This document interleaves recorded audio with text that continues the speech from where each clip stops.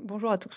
Donc aujourd'hui, je vais vous présenter la nouvelle génération de Cyber Element Identity, donc la V7. Donc c'est un produit donc de gestion des identités et des habilitations. Donc on peut parler d'IGA pour Identity Governance and Administration ou d'IAG pour Identity and Access Governance. Pardon. La slide. Donc l'IGA, c'est un produit, c'est une partie centrale et même initiale de l'IAM. Donc, il s'agit de gérer les accès d'entités à des ressources. Donc, on entend par entité des personnes ou des machines, une personne, qui sont managées ou pas par l'organisation. Quand on parle d'une entité non managée par l'organisation, par exemple, on peut parler de customer IAM, le mot customer étant assez vaste, ça peut être des clients, mais aussi des prestataires, des fournisseurs, etc. Donc, pas managés dans l'organisation. Et ensuite, les ressources, pareil, ça peut être des ressources informatiques, industrielles, des applications, des serveurs, des postes, un petit peu tout un tas de choses. Donc, l'IGA, ça consiste à définir des politiques d'accès pour calculer des comptes et des droits, et également de les reporter dans les applications, les ressources réelles. Donc l'IGA, on l'a dit, c'est qu'une partie de l'IAM, et donc il faut considérer deux aspects. On a la gestion des identités et l'infrastructure, dans l'IAM, il faut considérer deux aspects. La gestion des identités, gérée par donc l'IGA, et l'infrastructure des accès. Par l'infrastructure des accès, donc c'est bien de le compléter avec du Zero Trust, qui permet à la fois de gérer des politiques d'accès sur le moindre privilège et également des caractéristiques de l'infrastructure d'accès qui vont prendre en considération le contexte, le comportement de l'entité qui accède, que ce soit une personne ou une machine. Donc c'est toujours bien de compléter une solution d'IGA par une solution d'infrastructure d'accès qui met en œuvre ces principes, et donc c'est tout l'objet de la plateforme Cyber Element. Donc aujourd'hui, on va faire le focus vraiment sur la partie IGA et donc sur Cyber Element Identity. Pour rappel ou préciser le concept de l'identity, c'est la gestion des identités. Donc, on a plusieurs personnes. Une personne peut avoir plusieurs identités numériques. Ça, on va le voir au cours de la démo qui va suivre cette présentation. Les identités vont avoir un ou plusieurs rôles. Ces rôles, à travers des règles d'habilitation, vont calculer des droits qui vont être appliqués dans les référentiels. Et donc, tous ces aspects vont donner lieu à des calculs de comptes qui vont pouvoir être reportés, appliqués dans les référentiels cibles. Donc pour la démo d'aujourd'hui, afin de vous présenter cette nouvelle version, on va voir les fonctionnalités suivantes, qui sont vraiment les fonctionnalités principales assez génériques d'un produit d'IGA. Donc la création d'une personne, je vais la créer à travers les interfaces. Le but, c'est aussi de vous montrer les nouvelles interfaces aujourd'hui. Et à travers cette création, on va voir la notion de réconciliation d'identité. Donc ça, c'est le cas où on a une personne qui a plusieurs identités numériques. Donc, tout ce qui va tourner autour des ajouts, des rôles et des droits, on va voir la gestion, donc l'affectation manuelle d'un rôle qui va donner lieu, ou d'habilitation, qui vont donner lieu à des générations de comptes. On va voir également la création d'une règle d'habilitation pour voir que ça permet d'affecter des droits de manière automatique aux personnes qui répondent à certains critères. On va voir également la partie provisioning et synchronisation avec la remontée des états. Donc, pour voir que ce qui est calculé théoriquement dans la solution, c'est reporté dans les applications cibles, la remontée des états qui permet de mettre le tampon, de dire le droit est bien provisionné dans l'application.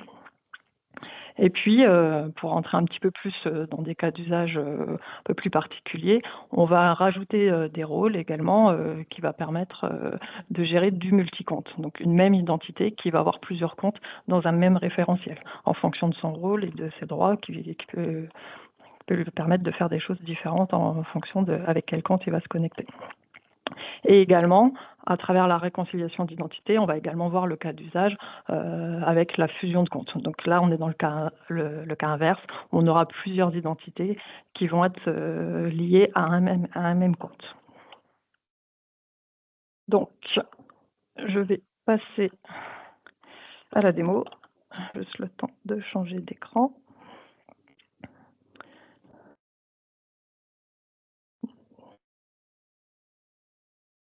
Voilà.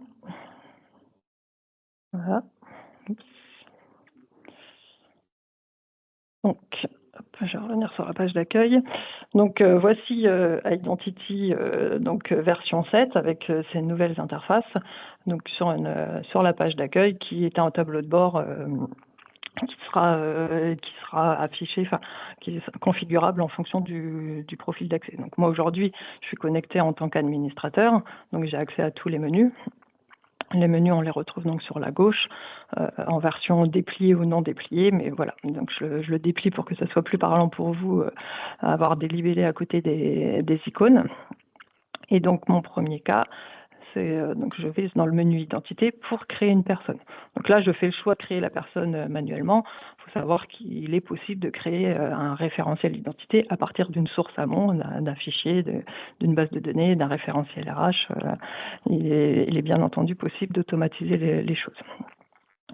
Donc là, je vais créer une personne de type externe.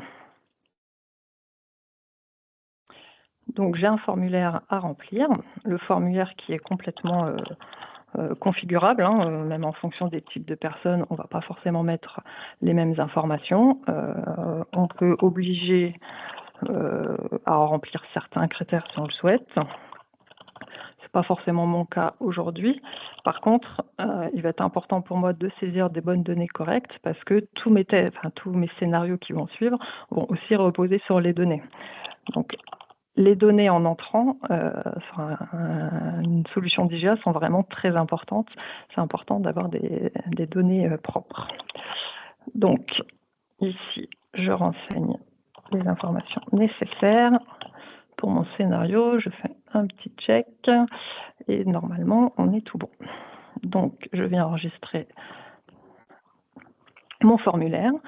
Donc là, c'est en train de calculer. Ça crée ma personne. Et puis là, vous pouvez voir que ma personne, j'ai plusieurs onglets en haut. Donc ma personne, elle a été réconciliée.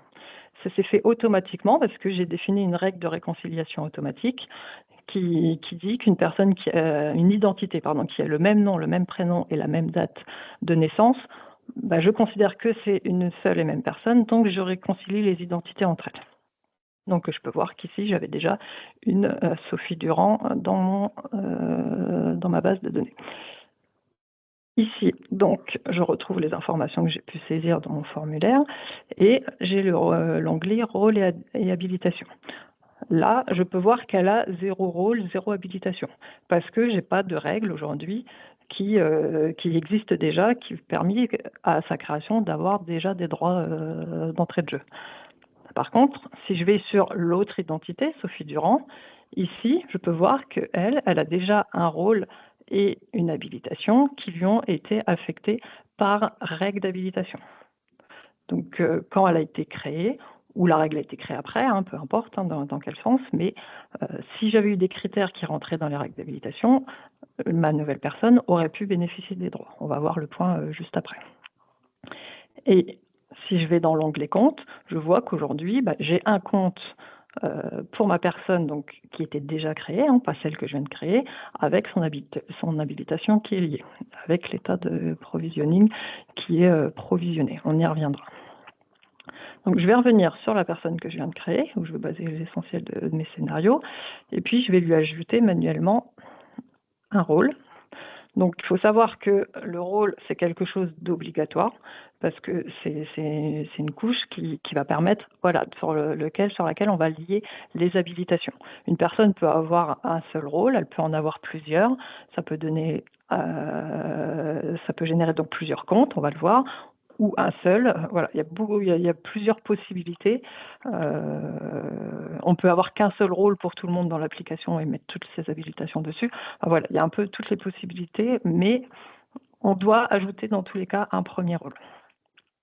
Et là, je vais lui donner l'accès comptabilité, car Sophie Durand est comptable. Donc là, ici, on peut voir que j'ai mon rôle qui a été affecté manuellement. Donc on voit toujours l'origine. Et maintenant, si je retourne sur mon onglet compte, qui est un onglet donc, de calcul, je vois qu'un deuxième compte s'est créé. Parce que voilà, c'est considéré comme ça, chaque identité a un compte. Là, on n'est pas dans la fusion de comptes. On verra ce cas un petit peu plus tard. Et donc, dans mon onglet compte, on retrouve le login, on retrouve les identités liées, l'état de provisioning. Ici, on est toujours à l'état théorique. Je n'ai pas encore fait le provisioning. Donc, pour l'instant, il y a un compte de calculer avec une habilitation, mais ce n'est pas encore reporté dans l'AD, qui est mon référentiel. Si je clique sur le login, j'arrive sur les détails du compte et je vois que je peux avoir des attributs de compte avec un certain nombre d'informations qui, en l'occurrence, reprennent un peu les informations de ma fiche personne. Ça servira pour le provisioning. Je reviens sur ma personne et non, là, je vais créer donc une règle d'habilitation pour vous montrer donc une autre méthode d'affectation de droit. Donc là, je vais créer la règle comptabilité Lille. Je mets un contexte. Alors ça, c'est pas obligatoire, mais c'est toujours bien de le faire. La gestion des contextes peut permettre de gérer plusieurs modèles de droit. Donc avoir tout un modèle de droit dans un contexte standard qui va être appliqué à 99% du temps, si ce n'est même 100%. Mais selon certaines entreprises, certains clients, certains besoins, on peut prévoir d'autres contextes. Ici, en exemple, j'en ai un crise cyber qui est assez parlant, des choses qui reviennent assez souvent, mais ça peut être d'autres contextes propres à chacun qui peut nécessiter d'avoir un modèle d'habilitation différent et particulier. Et dans ces cas-là, si tout est bien préparé en amont, si du jour au lendemain le contexte il change, en un seul clic, il suffit juste de changer de contexte, le nouveau modèle de droit s'applique. Donc c'est quand même une option qui est assez intéressante. Et donc je conseille de mettre au moins un contexte à chaque création de règles. Ici, donc, je vais venir saisir plusieurs critères. Donc, la constitution d'une règle d'habilitation, ça se fait en 2 étapes. On va venir sélectionner la population qui va rentrer dans la règle d'habilitation. Donc, pour ça, on va s'appuyer soit sur les attributs de personnes, on peut s'appuyer sur des rôles, sur des structures également, parce que donc avec Identity, on a la notion de structure. Les identités sont dispatchées dans des arbres organisationnels, et du coup, ça peut permettre de les utiliser pour la création des règles d'habilitation et donc de s'appuyer sur le modèle ORBAC, entre autres. Donc, on peut avoir une combinaison de modèles ABAC, ORBAC et AIRBAC avec les rôles également. Donc, ici, je vais venir sélectionner le lieu de travail. Et là, je vais rajouter un groupe de critères. Parce que dans mon groupe de critères, je vais sélectionner 2 options possibles et je vais mettre un opérateur OU. Parce que la particularité de ma configuration, c'est que les personnes de type externe ont un attribut qui s'appelle métier externe et les personnes de type employé ont un attribut qui s'appelle métier. Donc du coup, comme je veux faire rentrer mes 2 catégories dans ma règle, je viens sélectionner un ensemble de critères avec un opérateur. Et ici, dans ma règle d'habilitation, même principe, je dois choisir le rôle sur lequel le ou les, je peux en sélectionner plusieurs, mais là je vais choisir le rôle sur lequel je veux appliquer mes habilitations. Je peux aussi également, si je le veux, n'attribuer que des rôles via ma règle d'habilitation. Je ne suis pas obligée de mettre une habilitation. Mais là, en l'occurrence, je veux mettre les 2. Donc là, j'ai choisi mon rôle, mon habilitation. Et maintenant, je vais cliquer sur Voir impact pour voir donc les impacts de la création de ma règle. Donc ici, je peux voir que mon rôle standard va être affecté à 3 personnes. Donc là, on est sur les impacts théoriques sur les rôles. Si je vais dans les impacts réels, je vois qu'il n'y a pas d'impact réel parce que mes personnes, en réalité, elles ont déjà le rôle. Mais il y aura une nouvelle méthode d'attribution, un nouveau mode d'attribution qui sera affiché dans leur fiche. Et la même chose pour les habilitations, où je retrouve également l'impact théorique et réel dans lequel on va voir les habilitations qui vont être ajoutées aux personnes. Donc, je sauvegarde ma règle d'habilitation. Si je retourne voir ma règle, donc en mode consultation, bah, je retrouve également ma liste des personnes liées. Donc, ça, c'est bien pour, bah, dans le futur, quand les règles elles sont un peu d'attente, de voir qui rentre dans les règles. Donc, je retourne sur ma fiche de Sophie Durand dans l'onglet rôle et habilitation. Et donc là, on peut voir qu'elle a eu donc son rôle, il y a un nouveau mode d'attribution et elle a eu une nouvelle habilitation accès comptabilité Lille. Maintenant, je vais ajouter un nouveau rôle à Sophie Durand pour vous exposer la fonctionnalité de multicompte. Donc, je rajoute le rôle administrateur.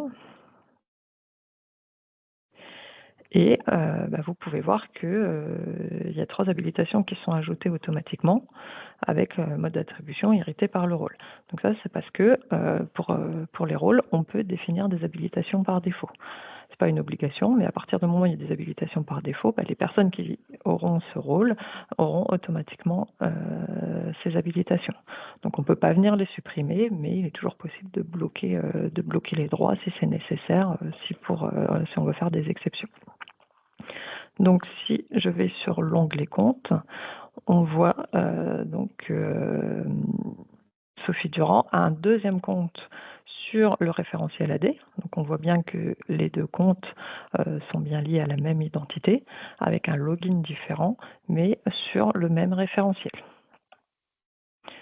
Donc maintenant, je vais lancer le provisioning de ces comptes donc, vers l'AD pour vous montrer l'update des états de provisioning.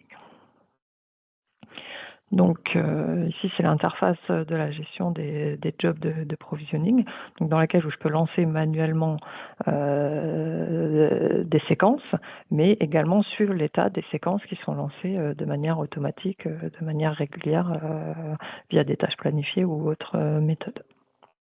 Donc, je lance ma séquence de provisioning AD. Donc, ça va faire à la fois le provisioning et la remontée des états. Donc, ici, on retrouve son état. Donc là, c'est planifié. Ça va être mis en file d'attente assez rapidement. Donc là, elle est passée en cours. Donc, le temps que le provisioning se fasse et la remontée de statut.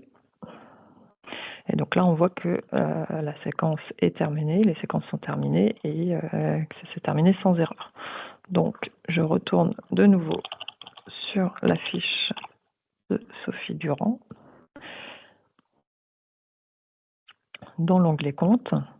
Et donc ici, on peut voir que l'état de provisioning est bien passé à l'état provisionné, qu'on retrouve ici dans la légende, et avec la couleur verte qui nous indique qu'il n'y a pas d'écart entre l'état théorique et l'état de provisioning. Donc on est conforme. Et maintenant, je vais vous montrer donc le dernier cas d'usage du scénario, à savoir l'inverse du multi-compte, mais la fusion de comptes. Donc, je retourne sur l'onglet rôle et habilitation et je vais ajouter un nouveau rôle sur un autre référentiel, cette fois-ci à Sophie Durand. Donc là, je vais prendre sur mon référentiel ERP. Je viens lui mettre le rôle de création, par exemple. Donc, si je bascule sur l'onglet compte, on voit qu'il y a un nouveau compte qui a été créé, cette fois-ci donc sur le référentiel ERP, avec mon identité qui est liée au rôle. Et maintenant, je vais ajouter un rôle à mon autre Sophie Durand, mon autre identité Sophie Durand, donc de type employé, sur le même référentiel. Par exemple, le rôle suppression. Et si je retourne sur l'onglet compte, eh bien, ici, je vois que le compte de Sophie Durand sur le RP, il est partagé entre plusieurs identités. Donc, on le voit avec l'icône et on voit également les 2 identités qui sont liées au compte. Donc là, ça permet, dans certains cas, de pouvoir, pour plusieurs identités, partager un seul et même compte. Donc voilà, moi j'arrive à la fin de mon scénario où j'ai pu vous montrer un aperçu donc de cette nouvelle version V7 de Identity, dans laquelle vous aurez pu voir un certain nombre de nouvelles interfaces, même si on n'a pas pu voir l'ensemble.